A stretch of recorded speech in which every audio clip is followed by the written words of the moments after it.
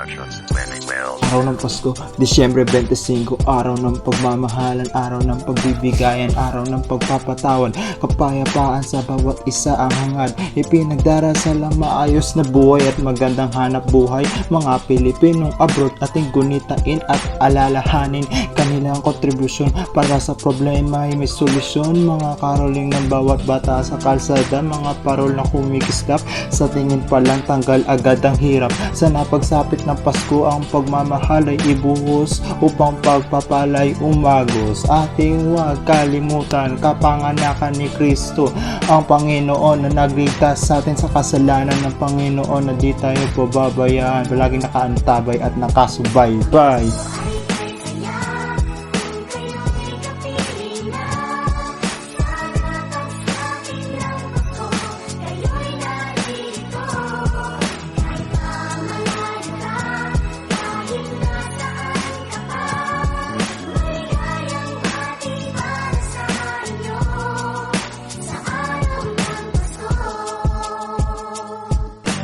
Masarap pakinggan, awiting pangkapaskuhan, parang sa iyo'y nagbibigay ng kasiyahan upang malabanan ang kalungkutan at problemang kinakaharap. Para sa hinaharap, puno ng pag-asa at lakas ng loob, ating tibayan ng ugnayan, bawat pamilya'y magmahalan, dasal lang sa Panginoon upang bansa'y maiahon. Ating huwag kalimutan si Kristong may likha ng tao at mundo, gumagabay sa atin araw-araw, laging tandaan, kahit saan magpunta lagi natin siyang kasama. Sana pagsapit ng Pasko, lungkot na bumabalot ay matanggal na, at natakot sa isa't isa'y mawala na.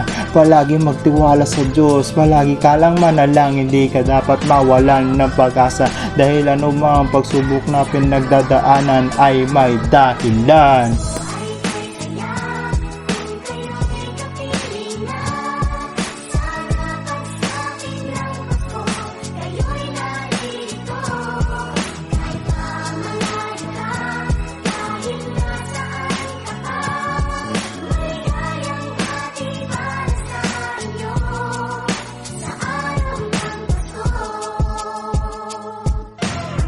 Awiting handog sa mga taong lubog sa hirap at lungkot, para sa mga taong nakipagsapalaran sa ibang bansa, wag mawalan ng pag-asa, di kayo nag-iisa dahil Pasko'y para sa lahat.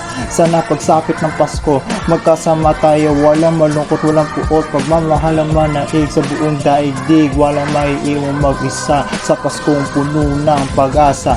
Sabay natin salubungin ang Pasko at palaganapin ang Pasko na may saya. Saan mang panig sa bansa, saan mang panig sa mundo, ating ipadama ang tunay na diwa ng Pasko. Mga kababayan, maligayang bati para sa inyo sa araw ng Pasko.